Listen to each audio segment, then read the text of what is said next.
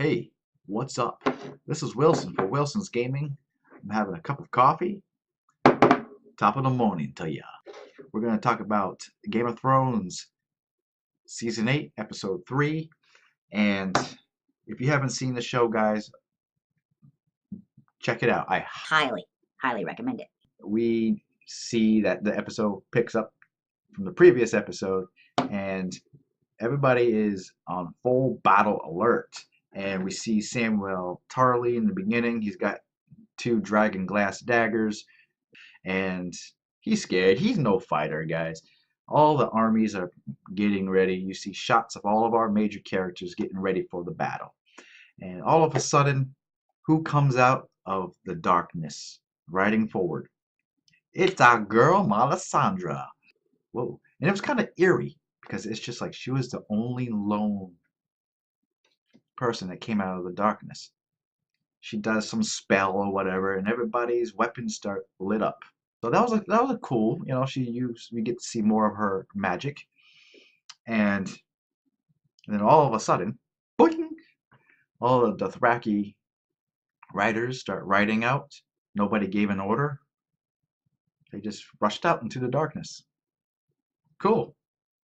But it was a cool effect to see that their blades started fading away in the distance. And that was very tense. And then the battle just continued, and large battle sequences, but it was very dark.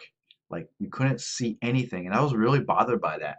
A lot of the fast acting motion scenes were flickers of different shots, and you couldn't really get a good look of the undead because they are scary. They in the episode of Hardhome, they were scary in that episode. Really fast forwarding through the whole battle. And I think the last half of the episode was the best. I mean, you see the dragon, the undead dragon finally, he's just breathing that blue fire. It just got more tense and tense, and Arya is playing some kind of secret agent man thing. She's hopping over through different columns of the library, trying not to be seen. And Bran, he's like this. He's just, I'm cool, man. I'm cool, man. Everybody's fighting, man. Everybody's fighting. And I'm just going to be. And then, Theon, he's busting his ass to protect him. And all Bran says is, you're a good man. You're a good man, and you're going to die. Theon went out, man. I mean, he deserved a lot of what was coming to him. It's just the moments that they're trying to convey were too quick. There wasn't a lot of meat. And there should have been a lot more meat in this episode. The Night King, he's coming for who he wants to come. He wants to come for Bran. Why? Why does he want to come for Bran? Why? I mean, we kind of already know he's a threat. Bran is a threat to him. But I kind of wish they showed more of why, or add more substance to the lore as to why. But we find out that Arya, okay. I mean, good. Good. She went through a lot of shit to get to where she is.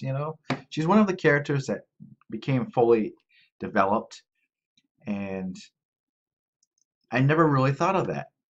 What do we say to the god of death? Not today. Duh.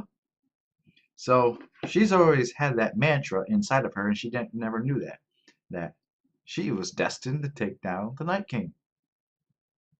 Makes sense. My man, Jon Snow, he didn't really do too much in this episode except for riding a dragon. I don't think he killed the dragon that he was riding on. I think that dragon just fucking had enough of him. Jon Snow, I don't know, man. Something about him wasn't right in this episode. He was just swinging his sword. But I just want to let you know, this episode was okay. It wasn't as intense as I wanted it had been. Filming wise, the editing was a little off in some sequences. There wasn't a lot of smart dialogue, except for from Tyrion and Sansa and the crypts.